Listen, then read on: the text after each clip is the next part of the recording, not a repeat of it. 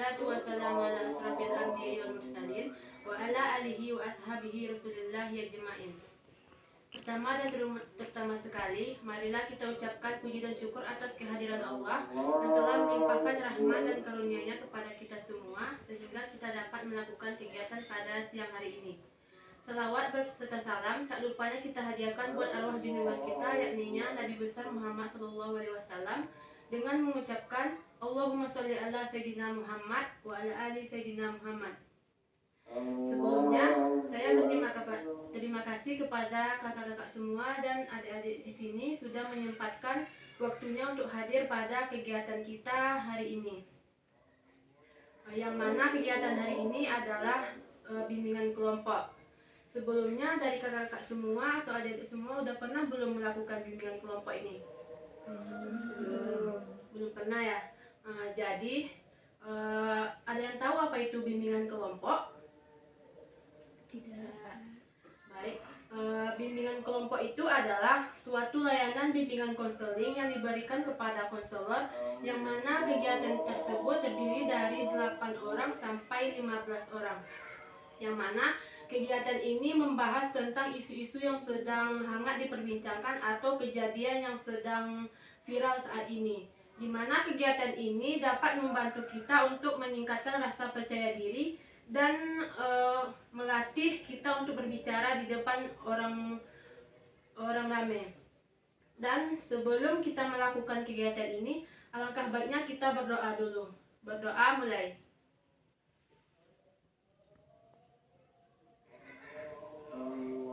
Berdoa selesai. Dan semoga dengan pembacaan doa ini lancarlah kegiatan kita pada siang hari ini sampai akhir. Amin amin ya rabbal alamin. Baik, itulah mungkin itu pengertian dari bimbingan kelompok tadi, yang mana dalam bimbingan kelompok ini juga memiliki yaitu tujuannya. Tujuan dari bimbingan kelompok ini yaitu seperti tadi, untuk melatih kita berbicara di depan orang ramai dan melatih kepercayaan diri kita untuk berbicara dan rasa percaya diri kita meningkat dalam kegiatan ini. Dan tata cara pelaksanaan bimbingan kelompok ini yaitu dengan cara duduk melingkar seperti yang kita lakukan saat ini. Adapun azas dari kegiatan ini yaitu, apakah dari kakak semua atau adik-adik tahu apa itu azas? Tidak. Azas itu adalah suatu aturan yang harus ada di dalam suatu kegiatan tersebut, yang mana azas yang ada di dalam bimbingan kelompok itu yang pertama adalah kesukarelaan. Ada yang tahu apa itu kesukarelaan? Tidak, terpaksa. Ya, betul sekali. Ada yang lain? Ya, benar sekali. Apakah masih ada? Ya, benar sekali apa yang dibilang kakak tadi dan teman-teman tadi. Azas kesukarelaan itu adalah kita secara sukarela untuk datang dalam kegiatan tersebut, yang mana tidak ada paksaan dari orang lain atau kita dengan senang hati melakukan kegiatan tersebut. Yang kedua yaitu azas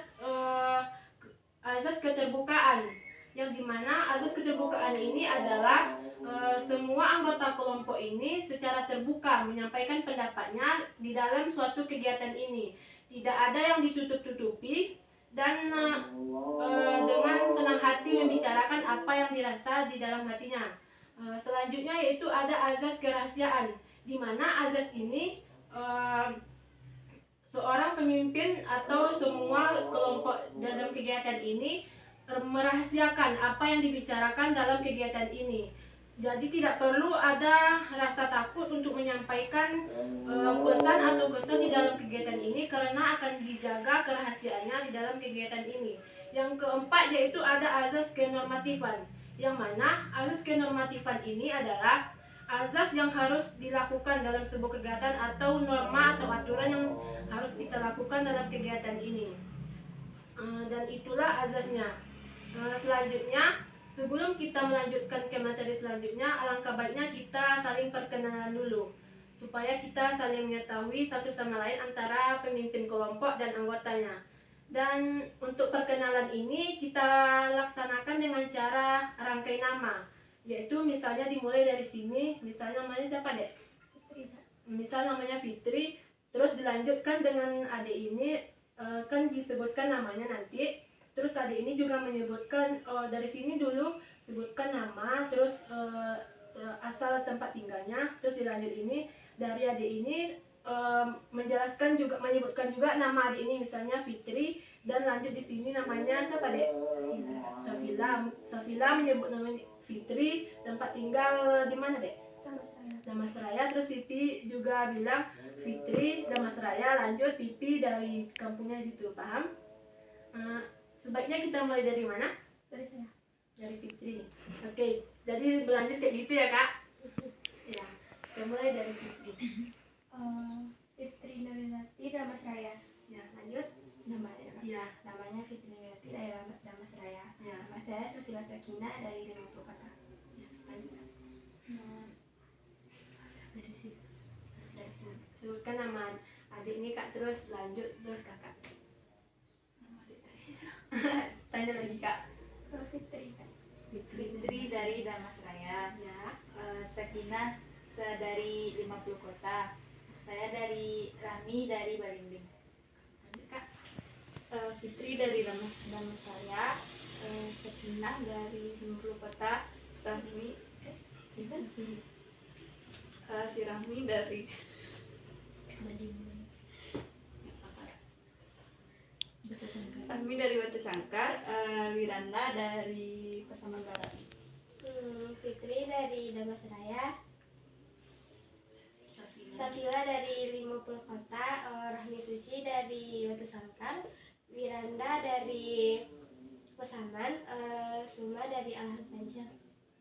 Fitri dari Damasraya, Safila dari 50 kota, Rahmi dari Batu Sangkar, Wiranda Pasaman Barat, Silma Lahan Panjang, Sylvia 50 kota.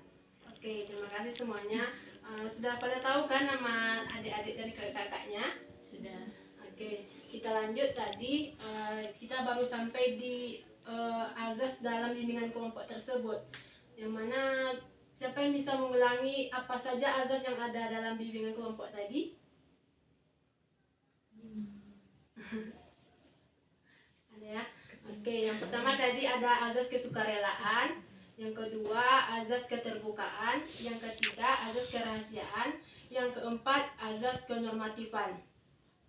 Dan kita lanjut, sepertinya dari kakak-kakak dan teman-teman semua ada yang mungkin bosan atau sudah tidak fokus. Di sini saya ada sebuah permainan, yang mana permainannya yaitu dengarkan perintah saya, yaitu cluenya adalah berpikir. Cluenya ingat-ingat ya, cluenya adalah berpikir. Yang pertama, ada seorang anak yang sedang berbelanja di pasar. Yang pertama, dia membeli buah apel. Setelah itu membeli stroberi. Dan setelah itu dia membeli apa?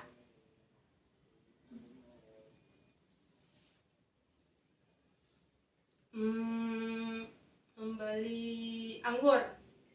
Perhatikan cluenya lagi. Cluenya yaitu berpikir. Yang mana? Diulangi lagi ya.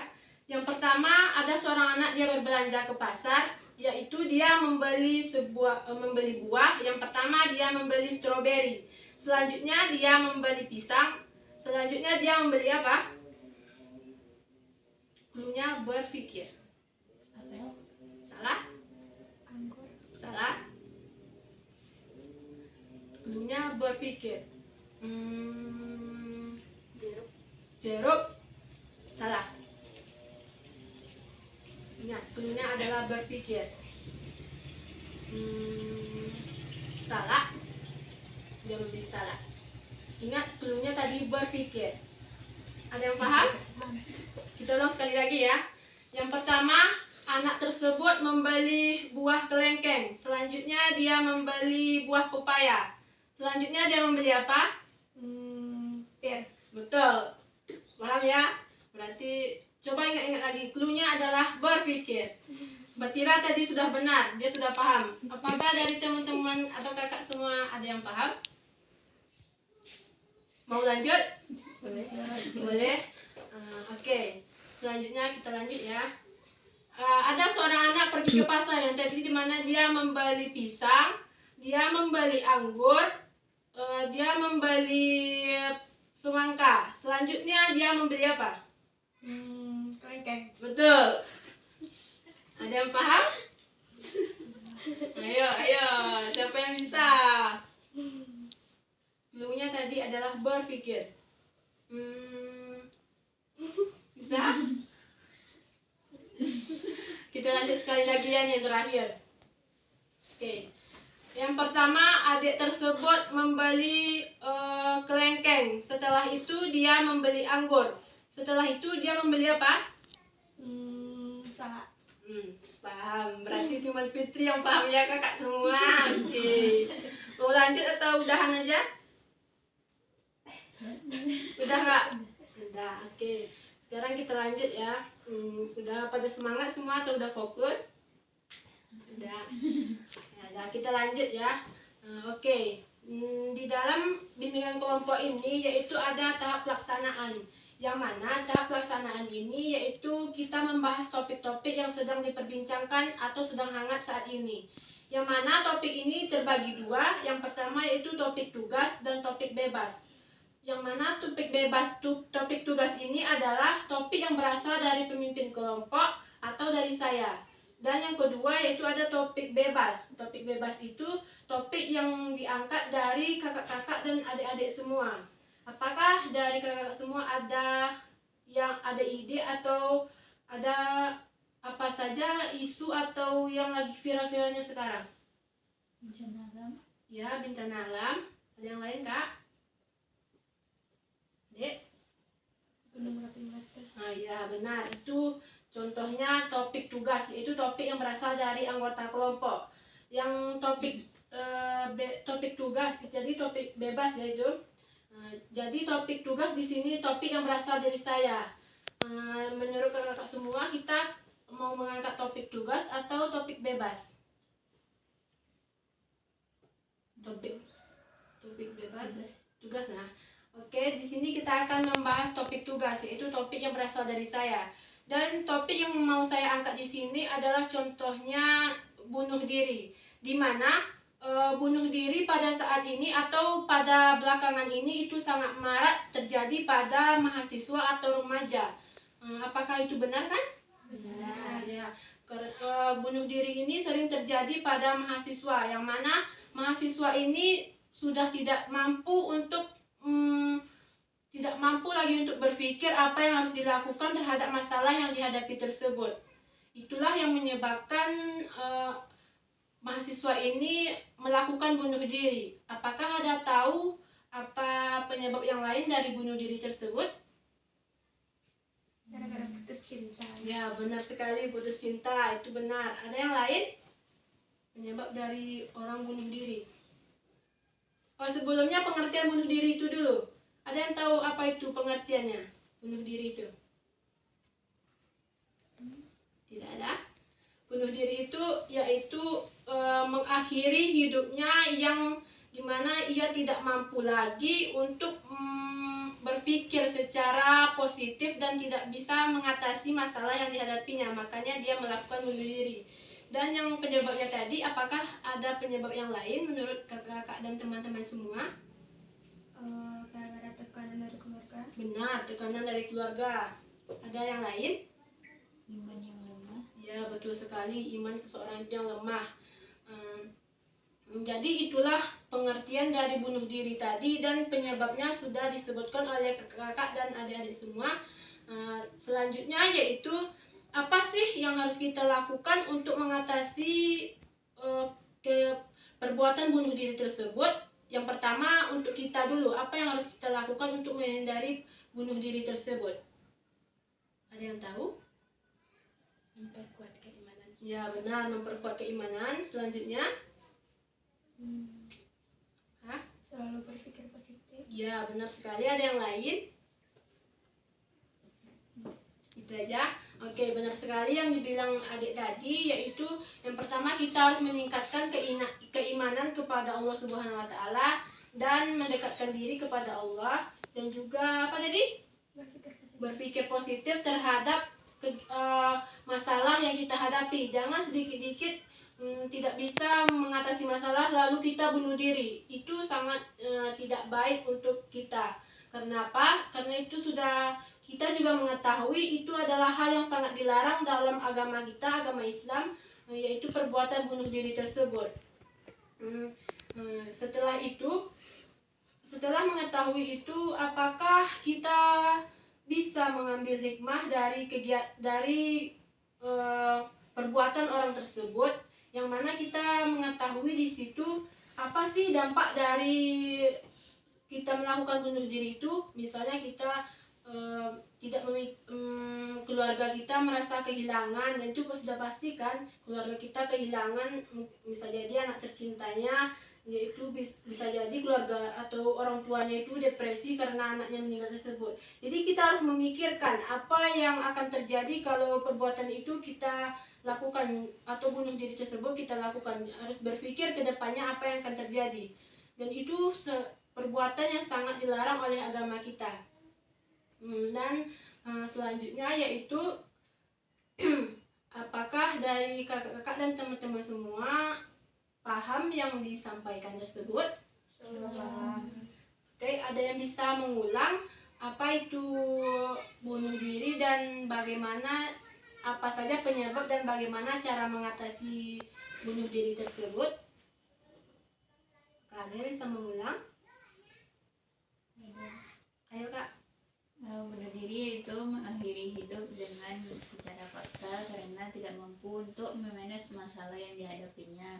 Salah satu faktor yang bisa kita lakukan untuk menghindari perbuatan bunuh diri yaitu dengan meningkatkan keimanan kepada Allah serta selalu berpikir positif tentang masalah yang kita hadapi. Adapun dampak dari bunuh diri tersebut yaitu keluarga kita merasa kehilangan, juga orang-orang terdekat kita merasa sedih.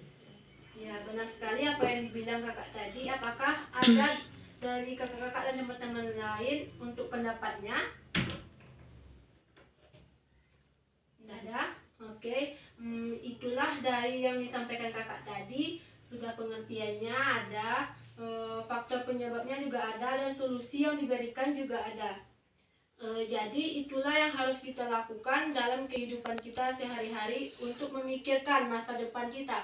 Apa yang akan terjadi kalau kita melakukan hal tersebut. Jadi kita harus dapat berpikir jernih, dan kita harus menyadari bahwa semua masalah yang kita hadapi itu pasti ada jalan keluarnya.